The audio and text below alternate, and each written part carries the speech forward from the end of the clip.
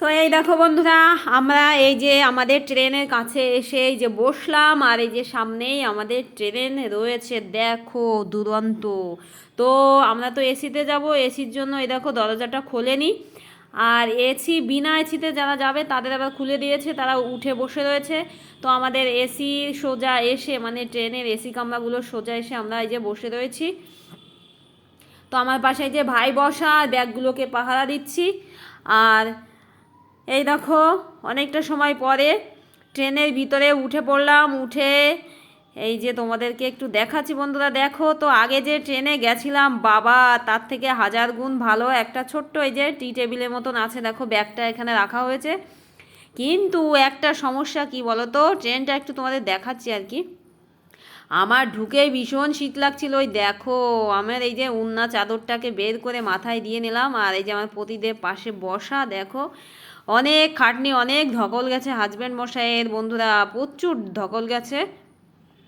সত্যি খুব মাথা ঠান্ডা করে কাজটা আমরা করে মঙ্গল মতো এই যে আসছি। এখন বাড়ি যতক্ষণ না যাচ্ছি মন আর শান্তি হচ্ছে না বন্ধুরা, কী যে অস্বস্তি লাগছে, মনে হচ্ছে যদি এক্ষুনি বাড়ি নিয়ে যেত বেঁচে যেতাম। তো এখানে এসে তো রেস্ট করছি। এখন আমার ভীষণ মন খারাপ লাগছিল বসে বসে, কেন জানো, বিশেষ করে আমার প্রচুর শীত, শীত আমি মোটে সহ্য করতে পারি না। আর এসির ভিতরে ঢুকে আমার যে কী শীত লাগছিল, মানে বালিশ গায়ে দেওয়ার জন্য বেড কাভার টাভার দিয়েছিল আর কি, একটা পাতার একটা গায়ে দেওয়া, তোমরা তো সবাই জানো। তো এই যে আমি আমার পতিদেব শান্ত হয়ে বসে রয়েছে। তো এখানে তো আর ভয়েস দিইনি, কারণ প্রচুর লোকজন পাশে। তো মিউট করা অবস্থায় ভিডিও করছিলাম আর কি, মিউট হয়ে ভিডিও করছিলাম। তো এখানে এই যে ট্রেন দেখো ছেড়ে দিল। আর এ তো এসি, যেহেতু তোমার জানলা তো খোলা যাবে না, কাঁচ কাঁচ দিয়ে পুরো আটকানো। তো এখানে যে ছোট্ট টেবিলটা রয়েছে, ওই টেবিলের পরে ব্যাগ রেখেছে হাজব্যান্ড মশাই, ব্যাগ রেখে ফোনটা চালিয়ে দিয়েছে। মানে জনি লিভারের কমেডি কমেডি সিনগুলো দেখছে আর কি, সিনেমা চালিয়েছিল মনে হয়। তো আমাদের সঙ্গে এই যে এই মাসিটাও যাচ্ছে দেখো। এখানে প্রচুর বাঙালি বন্ধুরা, আর এই যে মাসিটাও ব্যাঙ্গালোরে থাকে আর কি। তো যেখানে যায় বন্ধুরা, আমার কেউ না কেউ সঙ্গী হয়েই যায়। তো ওখানে গিয়ে কাকু কাকিমাকে পেয়েছিলাম বেশ, আর এই ট্রেনে যেতে যেতে দেখো এই যে একটা মাসি পেয়ে গেলাম। তো এই মাসিটা সিট পড়েছে সবার উপরে, তাই আমাদেরকে পাশে এসে বলছিল যে একটু সিট চেঞ্জ করা যাবে। তো আমার প্রতিদেব তো দয়ার সাগর, ওকে কিন্তু বলেনি, আমাদের পাশের সিটে বলেছিল একজন বয়স্ক লোক, আর একজন আমার হাজব্যান্ড মশাইয়ের মতোই বয়স, ওদের বলছিল। তো ওরা কেউ কিছু বললো না, বললো যে না না হবে না। তো আমার হাজব্যান্ড মশাইকে বলেনি, তবু যে উনি হচ্ছে দেশমাতার ভক্ত, তো বলল কি এই দেখো আমরা আবার সিনেমা দেখতে দেখতে যাচ্ছি, এই যে জনি লেবারের কমেডি দেখে হেসে পাগল হয়ে যাচ্ছিলাম দেখো। তো যাই হোক, ওই মাসিটা বলছে যে ওরকম সিট মানে চেঞ্জ করার কথা, তো আমার হাজব্যান্ড মশাইকে কিন্তু বলেনি যেটা বলছিলাম। তো ওই উপজে বলল ঠিক আছে মাসি, আমি উপরে শোবো তোমার জায়গায়, তুমি নিচেই শুও। তো ঠিকই আছে থাক। তো ও উপরে শুয়েছিল, ওই মাসিটা নিচেই ছিল, ওই মাসি আর আমি নিচেই ছিলাম। আর আমাদের এই বাড়ি যাওয়ার পথে না সিটগুলো সুন্দর পড়েছিল, একদম একদম সুপার সুপার সিট হয়েছিল, একদম কাছে পাশে, বেশ ভালো হয়েছিল বন্ধুরা। তো এই যে তো যাচ্ছি, ট্রেন সেভাবে এখনও চলছে না, সবে শুরু করেছে না, এখন এই যে একটু স্পিডে চলছে। তো দেখতে দেখতে যাচ্ছি দেখো, পাহাড়, এরকম পাহাড় আমি কোনো দিন দেখিনি বন্ধুরা, ব্যাঙ্গালোরে এসেই যে দেখছি। এর আগে দেখেছিলাম ছোটো মোটো পাহাড়, বেশি দেখিনি, কারণ আমি তো বাড়ির থেকে তেমন কোথাও কোনো দিন যাইনি। হাজব্যান্ড মশাইয়ের সঙ্গে সপরিবারে একবার আমরা বাবা মা, বাবাই মিষ্টি ছোট ছিল তখন, ওদেরকে নিয়ে আমরা পুরী গেছিলাম। তো পুরী যেতে যেতে যেটুকু ছোট ছোট পাহাড় দেখা যায় ওইটুকুই দেখেছিলাম, কিন্তু এখানে এসে বেশ অনেক পাহাড় দেখছি, খুব ভালো লাগছিলো আর কি। পাহাড় দেখলে মনে হচ্ছে দেখেই যাই। তো ওই যে একটা ব্রিজের নিচে দিয়ে ট্রেন যাচ্ছিলো আর কি। তো এখানে শুধু পাহাড় পাহাড়, আর গাছপালাও প্রচুর আছে এখানে, দেখো কত গাছ। তো কতদিন পরে বাড়ি যাব, কী যে ভালো লাগছিল বন্ধুরা, কি আর বলবো। তোমরাও আমার অনেক প্রিয় বন্ধুরা, আমার এই ব্যাঙ্গালোরের ভ্লগ দেখতে দেখতে পাগল হয়ে গেছো, আর পাগল হতে হবে না বন্ধুরা। এই দেখো বাড়ি চলে যাচ্ছি। তো আমার মায়ের রত্ন তো আমার কাছে রয়েছে না, মায়ের রত্ন মানে মায়ের কলিজা, আমার ভাই। তো বাড়ি গিয়ে আজকে, মানে আজকে কেন বলছি, মানে বাড়ি গিয়ে কালকে তো আর সময় হবে না ভাইকে বাড়ি দিয়ে আসা। তাই সকালবেলা ভাইকে বাড়ি দিয়ে আসবো। তো ওই দেখো পাহাড় দেখা যাচ্ছে, কেমন দেখেছো?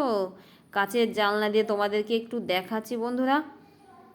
তো দেখো এটা কিন্তু আমরা ট্রেনে ওঠার অনেকটা পরে, এটা বিকালবেলা, তো ওই জন্য কেমন কেমন একটু লাগছে। তো ট্রেনটাও চলছে বেশ মিষ্টি মিষ্টি করে।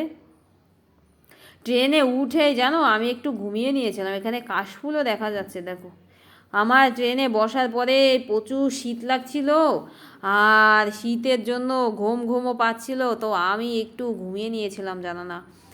তো ঘুমালে বেশ আমার একটু ভালো লাগলো, আর অস্বস্তি লাগছে কি জানো, কি যে মানে এই ট্রেন জার্নি আমার আমার পক্ষে হয় না বন্ধুরা।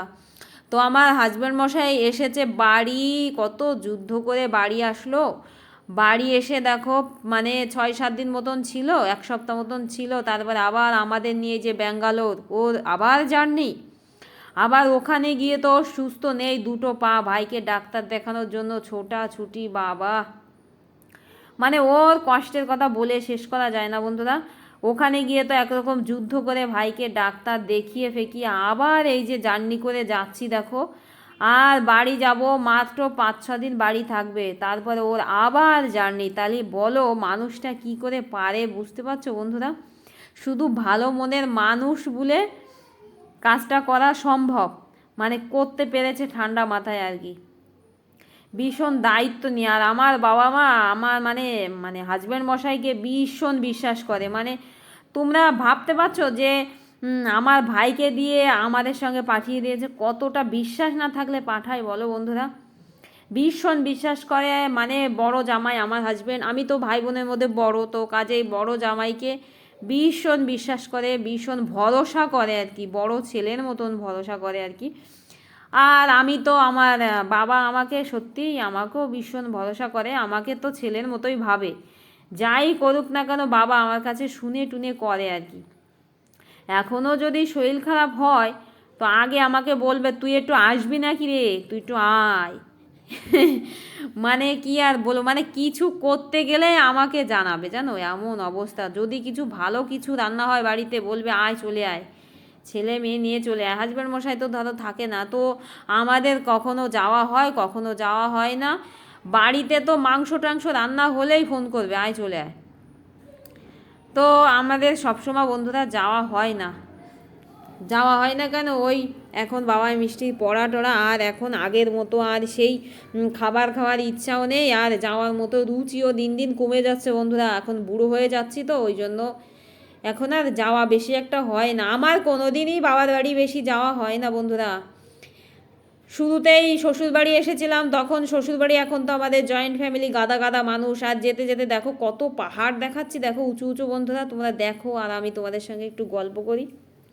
তো শুরুতে যখন বিয়ে হয়েছিল তখন আমার শ্বশুরবাড়ি, এখন এত গাদা মানুষ, তখন মোটেই মানুষ ছিল না। আমার ভাসুর দেওর সবাই ওরা আন্দামানে থাকতো কাজের সূত্রে, হাজব্যান্ড মশাই তো চাকরিতে থাকতো, আমি শ্বশুর আর শাশুড়ির সঙ্গে থাকতাম। শ্বশুর মশাই তখন আবার, আমার শ্বশুর ব্যবসা করতো, ব্যবসার সূত্রে বাড়ির বাইরেই থাকতো, দিনে শুধু এক টাইম খেতে আসতো আর কি। তো কাজেই শাশুড়ি মার আমি থাকতাম। তখন আর সেইভাবে বাবার বাড়ি যাওয়া হয়নি যে বৌমা বাবার বাড়ি গেলে আমাদের মন খারাপ লাগবে। তারপরে এই করতে করতে বাবাই মিষ্টি হলো, বাবাই মিষ্টিকে ছোট ছিল, বাবা মা কী করে বাবাই মিষ্টিকে ছেড়ে থাকবে, সেই জন্য বাবার বাড়ি যাওয়া হয়নি। এই করে করে বাবাই মিষ্টির পড়া শুরু হয়ে গেল। তখন আমার আর ইচ্ছা হয় না বন্ধুরা, আগে ইচ্ছা হতো তখন যেতে পারিনি, আর এখন আমার আর ইচ্ছা হয় না। ইচ্ছা হলেও উপায় নেই, বাবাই মিষ্টির পড়াশুনোর জন্য আমি যেতে পারি না বন্ধুরা। তো আমি মা হয়ে কি করে যাই বলো, গেলে ওদের পড়া হয় না। আর এখন তো জানো এখন হচ্ছে বাচ্চারা ভীষণ ফাঁকিবাজ, ধুরন্ধর ফাঁকিবাজ। পাহারা দিলে তাই পড়াশুনো করে না, আর পাহারা না দিলে কি পড়াশুনো করবে বলো, ভীষণ চতুর এখনকার বাচ্চারা বন্ধুরা। তো এখানে যে কি ভালো লাগছে বন্ধুরা, কি সুন্দর পাহাড়, মন যেন ভরে যাচ্ছিল বন্ধুরা, এত দারুণ লাগছিল। তাই ভাবলাম যেতে যেতে আমার বন্ধুদেরকেও এত সুন্দর মুহূর্ত একটু শেয়ার করি। বলো পাহাড়ের কোনো শেষ নেই, দেখো শুধু পাহাড় আর পাহাড় বাবা। আর এই পাহাড়ের উপরে গাছপালাও ছিল বন্ধুরা। তো আমার ব্লগটা এখানেই শেষ করছি, যেতে যেতে তোমরা সবাই ভালো থেকো, সুস্থ থেকো, রাধে রাধে।